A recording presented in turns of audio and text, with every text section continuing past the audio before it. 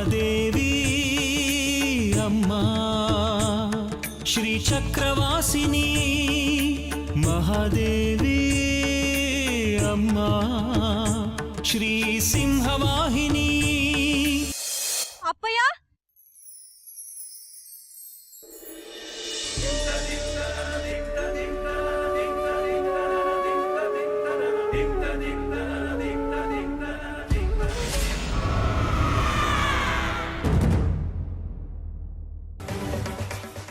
ಆನಂದವಾಗಿರು ಮಾವ. ಬುದ್ಧಿ ಬಿಟ್ಬಿಡಿ ಬುದ್ಧಿ ಬೇಡ ಬುದ್ಧಿ.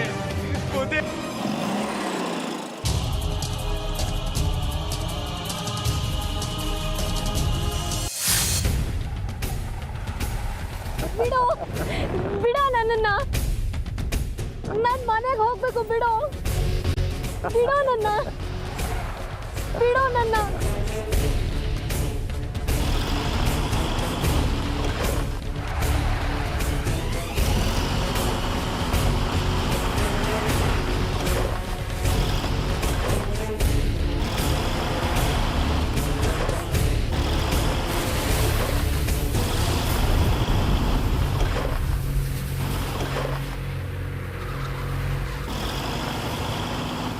ಯಾಕೋ ಏನಾಯ್ತು? ಸ್ಟಾರ್ಟ್ ಆಗ್ತಾ ಇಲ್ಲ.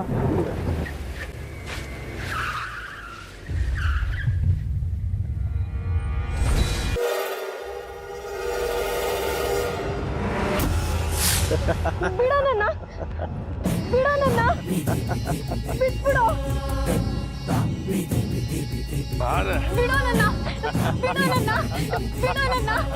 ಬಿಡೋ ನನ್ನ.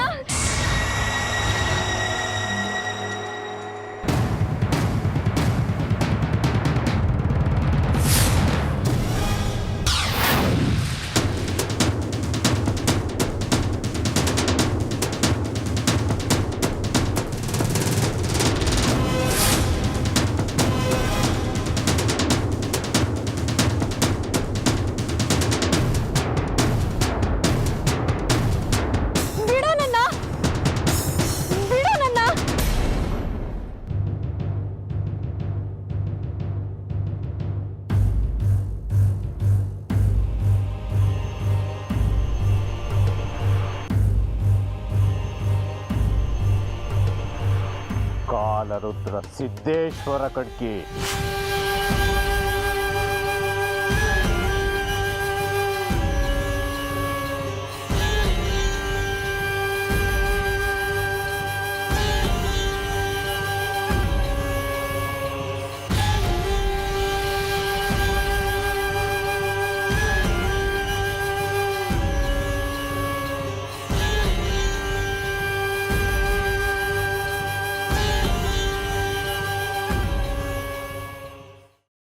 ವಿರೂಪಾಕ್ಷ ಶಾಸ್ತ್ರಿ.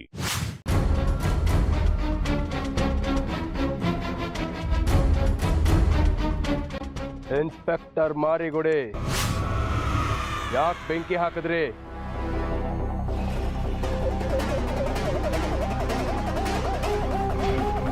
ಬಿಡು ಆ ಹುಡ್ಗಿನ. ಅವಳನ್ನು ಬಿಟ್ಟು ನಮ್ಮ ಜೊತೆ ಬಾ. ನನಗೆ ಹಲವು ರಹಸ್ಯಗಳನ್ನ ಹೇಳಬೇಕು. ನೀವೇನೋ ನನ್ನ ರಹಸ್ಯ ಹೇಳೋದು? ನಾನು ಹೇಳ್ತೀನಿ ಕೇಳಿ ನಿಮ್ಮ ರಹಸ್ಯನ. ನೀವಿಬ್ರು ನಮ್ಮೂರಲ್ಲಿ ಕಾಣಿಸ್ಕೊಂಡಿದ್ರಿ. ತಿಥಿ ಜನ ನೀವು. ಯಾವ್ದೋ ತಿಥಿ ಊಟಕ್ಕೆ ಬಂದಿದ್ರಿ. ಅದನ್ನೆಲ್ಲ ಹೇಳ್ತೀವಿ, ಮೊದಲು ಈ ಹುಡುಗಿನ ಬಿಟ್ಬಿಡು. ಗೊತ್ತಿಲ್ಲ ನಿಮ್ಗಿನ್ನೂ ನನ್ನ ಸಹವಾಸ. ಗೊತ್ತಿಲ್ಲದಿರೋ ಜಾಗ, ಅದಕ್ಕೆ ನೀವು ಬಚಾವ್.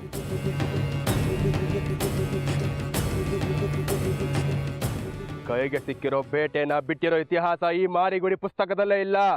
ದಾರಿ ಬಿಡ್ರೋಲೆ. ನೀನ್ ಅವಳನ್ನ ಬಿಡ್ಲಿಲ್ಲ ಅಂದ್ರೆ ನೀನ್ ಇಲ್ಲಿಂದ ಹೋಗಕ್ಕಾಗಲ್ಲ ಮಾರಿಗುಡಿ. ನಮಗೂ ನಿನ್ಗೂ ಹಳೆ ಸಂಬಂಧ ಇದೆ. ಅದನ್ನೆಲ್ಲ ಹೇಳ್ಬೇಕು, ಆಗ ನಿನ್ಗೆ ಅರ್ಥ ಆಗುತ್ತೆ. ಈಗ ಅವಳನ್ನ ಬಿಟ್ಬಿಡು.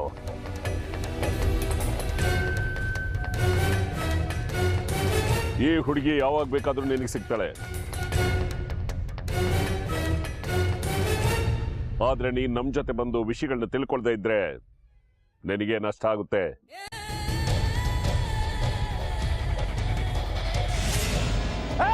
ಬೇಡ ಬೇಡ.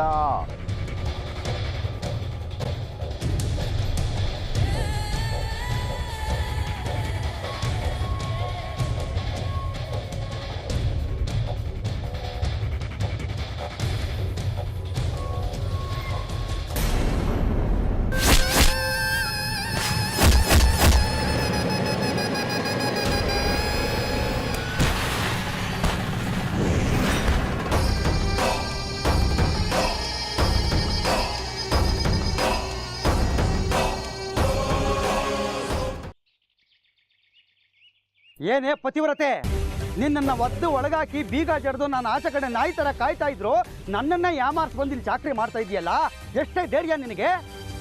ಭಾರಿ ಪತಿವ್ರತೆ ಥರ ಮಾತಾಡ್ದೆ 2 ದಿವಸ, ಮತ್ತೆ ಶುರು ಮಾಡ್ದೆ ನಿನ್ನ ಹಳೆ ಚಾಳಿನ. ಹಾಗೆಲ್ಲ ಮಾತಾಡ್ಬೇಡಿ. ದುರ್ಗಾ ಸಪ್ತಾಹ ನಡೀತಾ ಇದೆ. ಪೂಜೆಗೋಸ್ಕರ ಮಡಿನಲ್ಲಿ ನೀರು ಸೇರ್ತಾ ಇದ್ದೀನಿ ಅಷ್ಟೇ. ಆ ಮಹಾತಾಯಿನ ಕೇಳ್ಕೊಂಡಿದ್ದೀನಿ, ನಿಮಗೆ ಒಳ್ಳೆ ಬುದ್ಧಿ ಕೊಡ್ಲಿ, ನಿಮ್ಮ ಮನಸ್ಸಿಗೆ ಶಾಂತಿ ಕೊಡ್ಲಿ, ನಮ್ಮ ಸಂಸಾರ ಚೆನ್ನಾಗಿರ್ಲಿ ಅಂತ. ಓಹೋ, ನನಗೆ ಒಳ್ಳೆ ಬುದ್ಧಿ ಕೊಡು ಅಂತ ಕೇಳ್ಕೊತಾ ಇದೀಯಾ? ನೀನು ಇಲ್ಲಿಗೆ ಬರ್ದೇ ಇದ್ರೆ ನನಗೆ ಒಳ್ಳೆ ಬುದ್ಧಿ ನೆಮ್ಮದಿ ಎಲ್ಲ ಸಿಗುತ್ತೆ. ನಡಿಯ ಮನೆಗೆ. ನಡಿಯೋದೇ ನಡಿಯ ಬಿಡೆ ನಡಿ.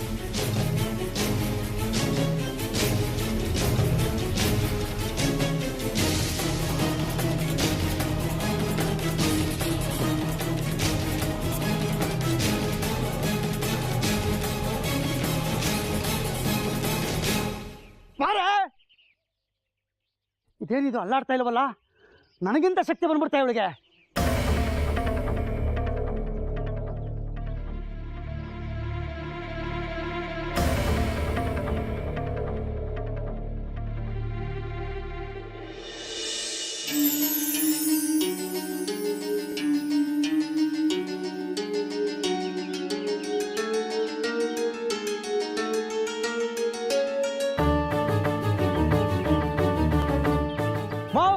ನೀನ್ ಬೇರೆ ಬಂದ್ಯಾ ಮಧ್ಯದಲ್ಲಿ?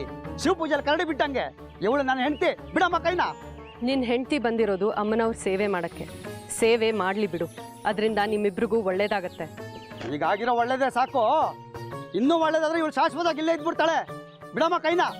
ನಂಬಿಕೆ ಮುಖ್ಯ. ನೀನು ಬಿಡು ಅವಳ ಕೈನ, ನಾನು ನೀನು ಮಾತಾಡೋಣಂತೆ. ನಿನಗೆ ನಂಬಿಕೆ ಇಲ್ಲ ಅಂದರೆ ನಾನೇ ಇವಳನ್ನ ಬಂದು ನಿಮ್ಮ ಮನೆಗೆ ಬಿಟ್ಟು ಹೋಗ್ತೀನಿ. ಸುನೀತಾ, ನೀನು ಹೋಗು. ನೋಡಮ್ಮ ದೀಪದ ಹೆಣ್ಣೆ, ಈ ಕಾಗಕ್ಕ ಗುಬ್ಬಕ್ಕ ಕಥೆಗಳನ್ನೆಲ್ಲ ನನ್ನ ಹತ್ರ ಹೇಳ್ಬೇಡ. ಎಷ್ಟು ಪೂಜೆ ಮಾಡಿದ್ರು ಅಷ್ಟೇ, ಏನು ಫಲವಿಲ್ಲ.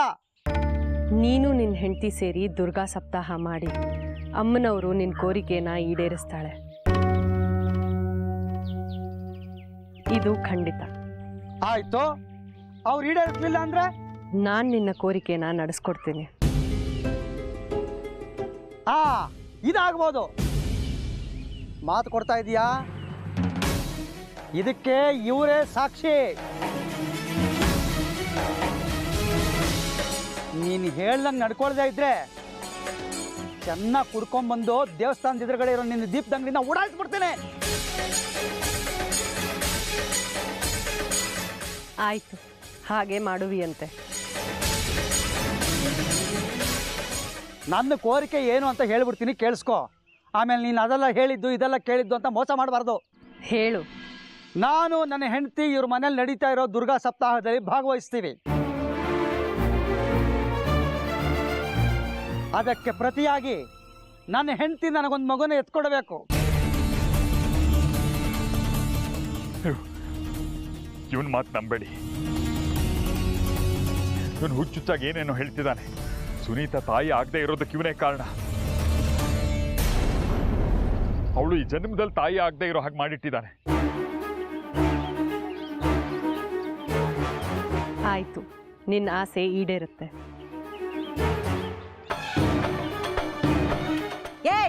ಏನ್ ಹುಡುಗಾಟ ಆಡ್ತಿದ್ಯಾ? ಇದು ಮಾತು ಅಂದ್ರೆ. ಒಂದು ವೇಳೆ ನನ್ನ ಹೆಂಡತಿ ಗರ್ಭಿಣಿ ಆಗದೆ ಹೋದ್ರೆ? ಅದನ್ನು ನೀನೇ ಹೇಳು. ಬಾಜಿ ಶುರು ಮಾಡಿರೋದು ನೀನು. ಒಂದು ವೇಳೆ ನನ್ನ ಹೆಂಡತಿ ಏನಾದರೂ ಗರ್ಭಿಣಿ ಆಗಲಿಲ್ಲ ಅಂದರೆ ನೀನೇ ಇವ್ರ ಮನೇಲಿರೋ ಜಾಜಿಂಗ್ ಕರ್ಕೊಂಡ್ಬಂದು ನನಗೆ ಮದುವೆ ಮಾಡಿಕೊಡ್ಬೇಕು.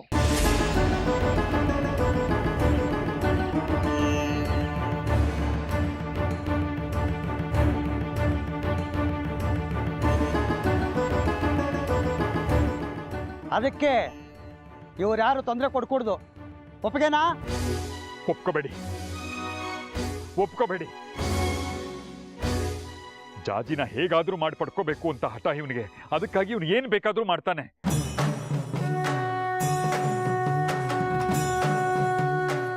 ನಿನ್ನ ಬಾಜಿನ ನಾನು ಒಪ್ಕೊಂಡಿದ್ದೀನಿ.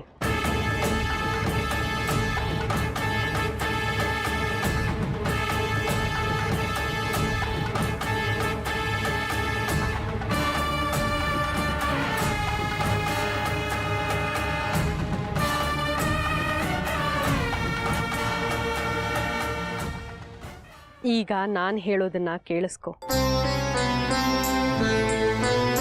ನಿನ್ನ ಹೆಂಡತಿ ತಾಯಿ ಆದ್ರೆ ನೀನು ಯಾವತ್ತೂ ಯಾವುದೇ ಕಾರಣಕ್ಕೂ ಅವಳ ಮೇಲೆ ಕೈ ಮಾಡಬಾರ್ದು.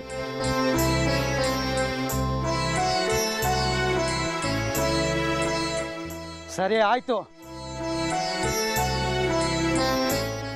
ನೋಡು, ಇನ್ನೊಂದ್ಸರಿ ಯೋಚನೆ ಮಾಡು. ನನ್ನ ಜೊತೆ ಬಾಜಿ ಕಟ್ಟಿದ್ರೆ ಪಾಂಡವರ ಜೊತೆ ಬಾಜಿ ಕಟ್ಟಿದ ಹಾಗೆ. ಅವರು ಹೆಂಡತಿನ ಕಳ್ಕೊಂಡ್ರು, ಇವರು ನಿನ್ನ ಮಾತು ಕೇಳಿ ಜಾಜಿನ ಕಳ್ಕೊಬೇಕಾಗತ್ತೆ. ಮಾತು ಕೊಟ್ಟಾಗಿದೆ.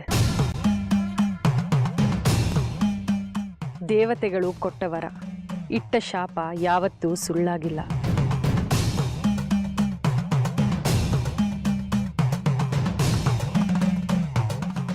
ಹಾಗಾದ್ರೆ ಸೈ ಷಟ್ಕ, ಜಾಜಿ ನನಗೆ ಅಂತ ಖಾತ್ರಿ ಆಗೋಯ್ತು. ಸಪ್ತಾಹ ಮುಗಿದ ಕೂಡಲೇ ದಾರ ಹಿಡ್ಕೊಡಕ್ ಸಿದ್ಧನಾಗಿರೋ. ಈ ಬಾಜಿ ನನಗೆ ಒಪ್ಪಿಗೆ. ನೀವೇನು ಅವನು ಹುಡುಗಾಟಕ್ಕೆ ಕೈ ಜೋಡಿಸ್ತಾ ಇದ್ದೀರಲ್ಲ? ಮುಗೀತು, ನಮ್ ಜಾಜಿ ಕಥೆನೂ ಮುಗೀತು, ನಮ್ ಸುನೀತಾಳ್ ಕಥೆನೂ ಮುಗೀತು. ಆತಂಕ ಬೇಡ, ನಾನಿದ್ದೀನಲ್ಲ. ನೀವು ದುರ್ಗಾ ಸಪ್ತಾಹದ ಪೂಜೆ ಕಡೆ ಗಮನ ಕೊಡಿ.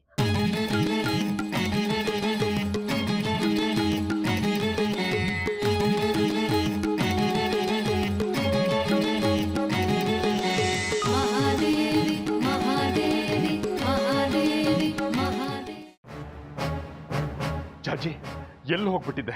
ನಿನಗೋಸ್ಕರ ದೇವಸ್ಥಾನ, ಕಲ್ಯಾಣಿ ಅಂತ ಊರೆಲ್ಲ ಹುಡುಕಾಡಿದ್ದೀನಿ. ಅದೇನಾಯ್ತು ಅಂದ್ರೆ ಪೂಜೆಗೆ ಹೊತ್ತಾಯ್ತು. ಹೋಗಿ ಮಡಿಯಾಗು. ನೀ ಸುಮ್ನೆ ಇರು, ಪೂಜೆ ಇನ್ನೂ ಹೊತ್ತಾಗಿಲ್ಲ. ಇವಳಿನ್ನೂ ಯಾಕೆ ಬಂದಿಲ್ಲ ಅಂತ ಆತಂಕ ಆಗಿತ್ತು. ದಿನಕ್ಕೊಂದೊಂದು ತೊಂದರೆ ಸಿಗಾಕೋತಾಳೆ. ಏನು ಅಂತ ಗೊತ್ತಾದ್ರೆ ಪರಿಹಾರ ಹುಡುಕೋದಲ್ವಾ? ಅಜ್ಜಿ, ನನ್ನ ದಾರಿನಲ್ಲಿ ಬರ್ಬೇಕಾದ್ರೆ ಪೂಜೆ ಮುಗಿಲಿ ಮೊದಲು. ನಿಮ್ಮ ಪ್ರಶ್ನೆಗಳಿಗೆಲ್ಲ ಉತ್ತರ ಕೊಡ್ತಾ ಹೋದ್ರೆ ಪೂಜೆಗೆ ಹೊತ್ತಾಗತ್ತೆ. ದಾರಿಲಿ ಬರ್ಬೇಕಾದ್ರೆ ಏನಾಯ್ತಮ್ಮ? ಯಾರೋ ನಿನ್ನ ಅಡ್ಡಗಟ್ಟಿದ್ರು ಅಲ್ವಾ? ಹೌದು. ನಿಮ್ಗೆ ಹೇಗೆ ಗೊತ್ತಾಯ್ತು? ಜಗ್ಗಿನ ಅವನ್ ಕಾಟ ಜಾಸ್ತಿ ಆಗಿದೆ. ಅವನ್ಗೇನಾದ್ರೂ ಒಂದ್ ಗತಿ ಕಾಣಿಸ್ಲೇಬೇಕು. ಅಲ್ಲ, ಜಗ್ಗಿ ಅಲ್ಲ ಇವಳಿಗೆ ಸಿಕ್ಕಿದ್ದು. ಇವಳು ಊರ್ನವರೇ ಯಾರೋ ಸಿಕ್ಕಿದ್ದು ಅಲ್ವಾ? ಹೌದು. ಅವರೇ ನನಗೂ ಸಿಕ್ಕಿದ್ರು. ಮುಂದಿನ ಕತೆನ ನಾನು ವಿವರಿಸ್ತೀನಿ ಅವ್ರಿಗೆ. ನೀನು ಹೋಗಿ ಸಿದ್ಧವಾಗು.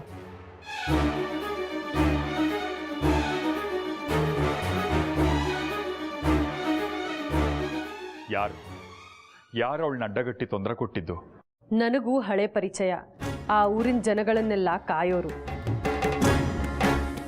ನನಗೂ ಅವ್ರಿಗೂ ಒಂಥರ ಜನ್ಮ ಜನ್ಮಾಂತರದ್ದು. ಇವಳು ದುರ್ಗಾ ಸಪ್ತಾಹದ ಬಗ್ಗೆ ಮಾತಾಡ್ತಾ ನಿಂತ್ಲು.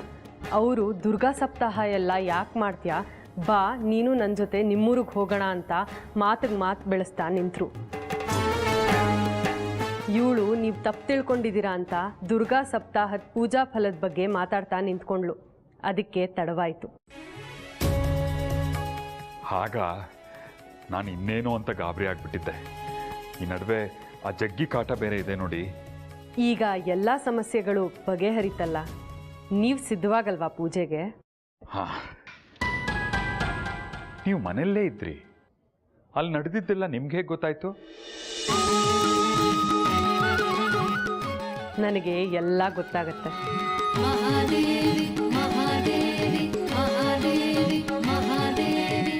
ಒಂದು ಅರ್ಥವಾಗ್ತಿಲ್ವಲ್ಲೋ ಶೇಖರಿ?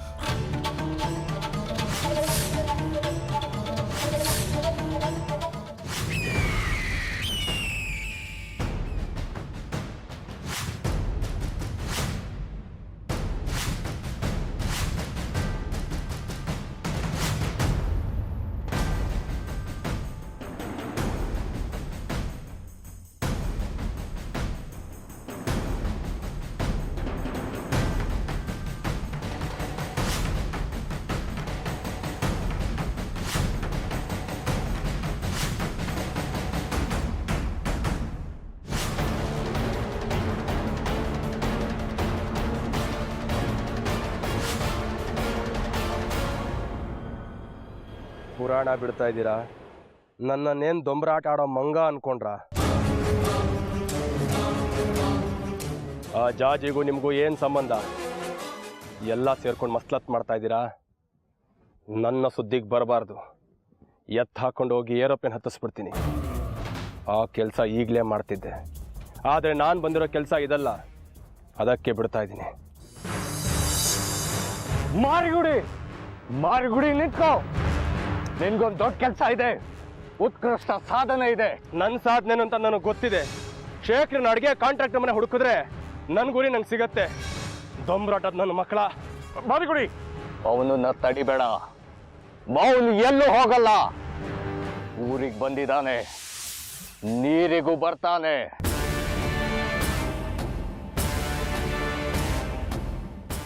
ಚಿನ್ನ, ನಿನ್ನನ್ನು ಎತ್ತಾಕೊಂಡು ಹೋಗಿದ್ರಿಂದ ನಿನಗೆ ಬೇಜಾರಾಗಿದ್ರೆ ಮುಂದೆ ನಿನ್ನ ಗಂಡನಾಗೋ ನನ್ನನ್ನು ದಯವಿಟ್ಟು ಕ್ಷಮಿಸ್ಬಿಡು. ಈಗ ಈ ಪೂಜೆ ಹೊತ್ತಿನಲ್ಲಿ ಒಂದು ಮಾತು ಹೇಳ್ತೀನಿ, ಕೇಳಿಸ್ಕೊ. ಈ ಸಪ್ತಾಹ ಮುಗಿತಾ ಇದ್ದ ಹಾಗೆ ನನಗೂ ನಿನಗೂ ಮದುವೆ, ಅದಕ್ಕೆ ಇವರೆಲ್ಲ ಒಪ್ಕೊಂಡಿದ್ದಾರೆ. ಯಾವಾಗಲೂ ಒಪ್ಪಿಗೆ ಕೊಟ್ಟೆ ನಾನು? ಆ ಅಮ್ಮ ಹೇಳ್ತಲ್ಲ, ಏನಂತ? ಅದೇ ನನಗೂ ಜಾಜಿಗೂ ಮದುವೆ ಅಂತ. ಯಾವಾಗ? ನೀನು ಅಲ್ಲೇ ಇದ್ದಲ್ಲಪ್ಪ ಅಮ್ಮ ಹೇಳಿದಾಗ. ಏನಂತ ಹೇಳಿದ್ಲು ಅದನ್ನ ಹೇಳೋ. ಅದೇ ನನ್ನ ಹೆಂಡತಿ ಸುನೀತಾಗ ಮಕ್ಕಳಾಗ್ಲಿಲ್ಲ ಅಂದ್ರೆ ಜಾಜಿನ ನನಗೆ ಕೊಟ್ಟು ಮದುವೆ ಮಾಡ್ತಾರೆ ಅಂತ.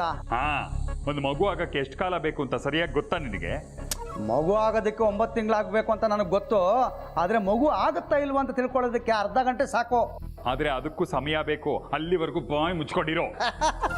ಅದೇನು ಯಾರಿಗೂ ಗೊತ್ತಿಲ್ಲದೆ ಇರೋ ವಿಚಾರನೇನೋ. ಸುನೀತಾ ಇನ್ನೆಲ್ಲಿ ಮಗು ಇರೋದು, ನನಗೂ ಜಾಜಿಗೂ ಮದುವೆ ನಿಶ್ಚಿತ.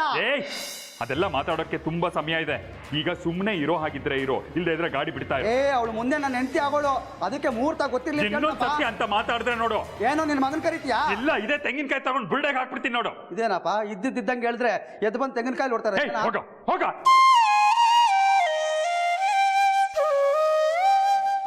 ಪುಟ್ಟ, ನೀನಿದನ್ನೆಲ್ಲ ಮನ್ಸಿಗೆ ಹಚ್ಕೋಬೇಡ. ಹೋಗಿ ಪೂಜೆ ತಯಾರಿ ಮಾಡು.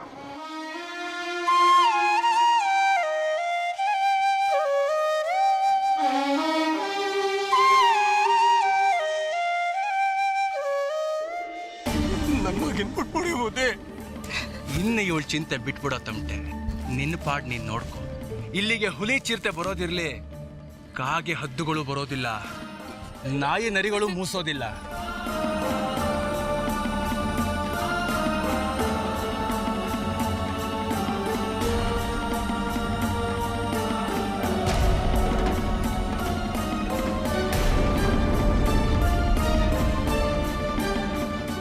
ಮಗು,